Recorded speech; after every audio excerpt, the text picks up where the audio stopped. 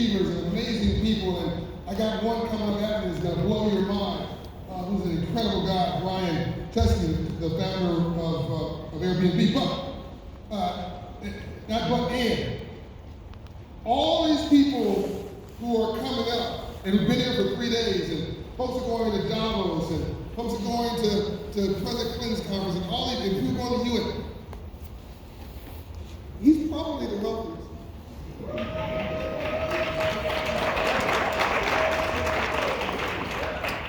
And here's something I know. He's the only man. Anybody tell your friends in the lobby, come inside. I tell my team, everybody here, come inside, I want you to experience this. Everybody online, streaming, on the networks. I need you to understand what leadership really looks like. That's you, John. That's what leadership is. No. We're not training for nothing. Do you know the name Reginald Lewis? Reginald Lewis was the first black man on Wall Street to do a $1 billion deal.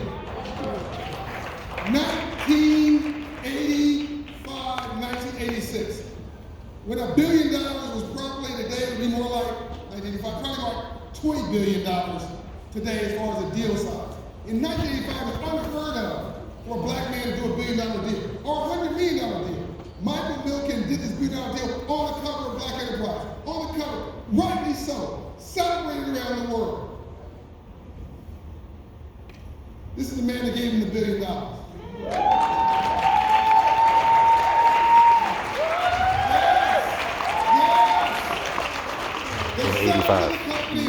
In 85. Had questions about Reginald Lewis, and the reason Reginald Lewis had credibility is because Michael Milken said, "I got you." Let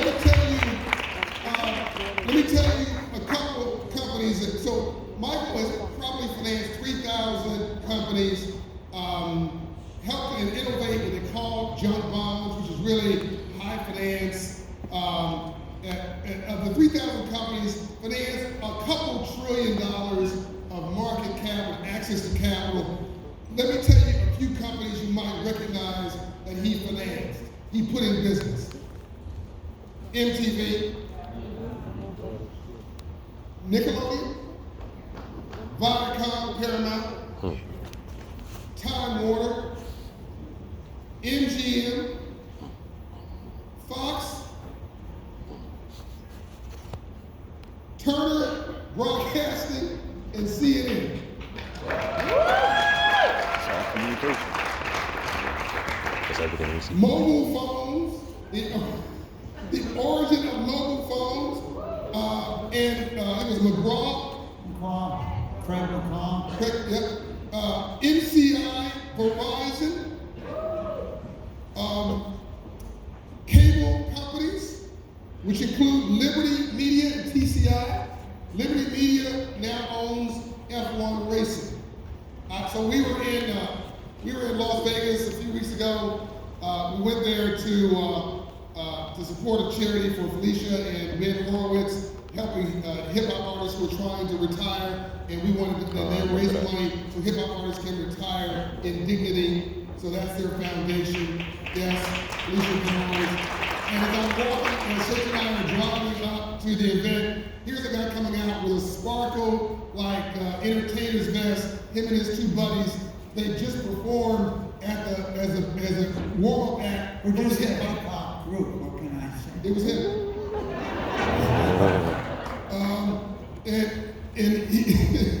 Home builders, Compton and Bro. I mean, this is a few. If I just had one of these, I'd be happy. Right? I think Reginald Lewis, I'd be happy. And I've never said this in public about you. I want to make sure we have a solid time for you to go through some stats and facts people need to know about the state of the world. I want to cover entrepreneurship and health and wellness. You and my wife are very passionate about health and wellness. Let's now talk very quickly about, this is a Las Vegas story, I'm so excited. So we're in Las Vegas, and he says, call me later. So I sent him an email and called him, and he said, what are you doing? Nothing. And he says, well, you want to go, want to come to lunch? Yes. So we're at lunch, and who's the guy who dropped by? The former CEO of Disney? Jeffrey Katzenberg. Jeffrey Katzenberg drops by. Can I talk to you for a minute, Mike? So he pulls him off, and then before we leave, he and another friend, Mackenzie, who's here, said, you want to go to F1? Yes. We just figured we'd get some, tickets. We find ourselves right next to, where the cars are going by. Because why? Because it's Michael Milken. No, because it's John Hope Bryant who likes to race cars. Well, that too, thanks for telling all my business. So now that you've embarrassed me, I'm going to embarrass you. I've never said this in public. Michael Milken was a cheerleader. Yeah. Head cheerleader. Head cheerleader. He's high school? In Van Nuys? That's correct. And it was a very important position to motivate 3,000 to 4,000 students. And I had one of the people on my cheerleading team was a young girl named Sally Fields, who then had a career and has a career in the entertainment business. So, but you're a cheerleader. You get behind an idea. You want people to buy into that idea, and our goal there was school spirit. Be proud of your school. Be proud of yourself. And the school had a championship football team as we traveled around and wanted to make sure we were good representatives of our school. Now, see, here you go. I thought I was going to give you a whiz bang. I was going to tease you. I was going to put you in a slightly embarrassing moment, and you just split the whole thing on me once again. This guy literally has a genius IQ. Like literally. Whatever the topic is, he just, by the way, flew in from the Middle East just for this conference. He was there holding one of his Milken Institute conferences. The Milken Conference, you should try to go to it, by the way. It's one of the biggest, most prestigious, and most important conferences in the world, Milken Institute. These Milken Institutes Well, it's got a lot more prestige, John, since you came. Yeah, whatever. So what can I say? He's got the Milken Center for the Advancement of the American Dream. He just bought 6 buildings across from the White House and Treasury Department. Imagine what that security clearance looked like. He bought 6 contiguous buildings, putting the Milken Center for the Advancement of the American Dream, which is going to be amazing. And by the way, again, Andrew Young Pope, coincidence is God's way of remaining anonymous, is next door to the Freedmen's Bank. So we talked about the White House and the Treasury, but the Freedom Bank was my bank, my mission. The idea that everyone should have access to capital. And people didn't believe in that. And when I went to Wall Street in '69, there was maybe 10 people that decided whether you have the right to have access to capital. And so my goal was to change it, to democratize, so that everyone with a good idea and opportunity has access to capital. So we needed thousands of people, so that those 10 people didn't fall in love with you, that you had others that would believe in you. And when it came to mobile phones, no one believed in it, and except myself. And to me, I grew up as a Star Trek fan, and I saw Captain Kirk tell Scotty to give him up, and I couldn't understand why you had to go to where the phone is and why your communication device wasn't with you.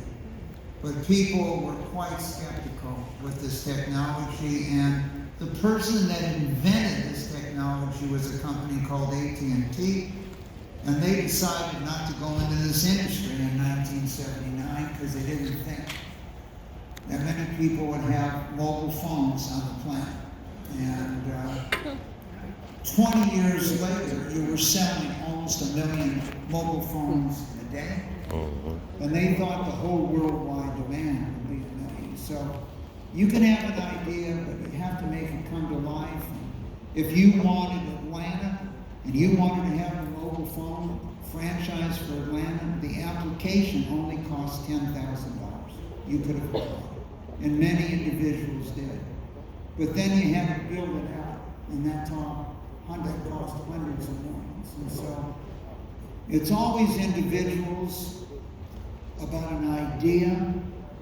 And after the Watts riots in 1965, I wrote down this formula when I was at Berkeley, that prosperity, opportunity, jobs required access to financial capital to multiply the ability of people like John and others that have ideas and abilities. But if you didn't provide financial capital, many of those ideas never became a reality. And so you find individuals in history that made the decision to bet on an individual, financially support an individual, and that individual changes the world. And Reg, to me, was going to change the world. And he didn't have as much capital, but he was the best prepared, knew more about the businesses than anyone else, and he was the best bet. Ted Turner had an idea of all news. No one believed it. They used to laugh at CNN. They're not laughing anymore today. And so these are the people that have changed the world, and you just need to team up and get that access to capital to them. And I have been so fortunate over the last 50 years to meet individuals that had a dream, had ability, had an idea, and those ideas changed the world. And they just needed a little capital. And that's why in the last 30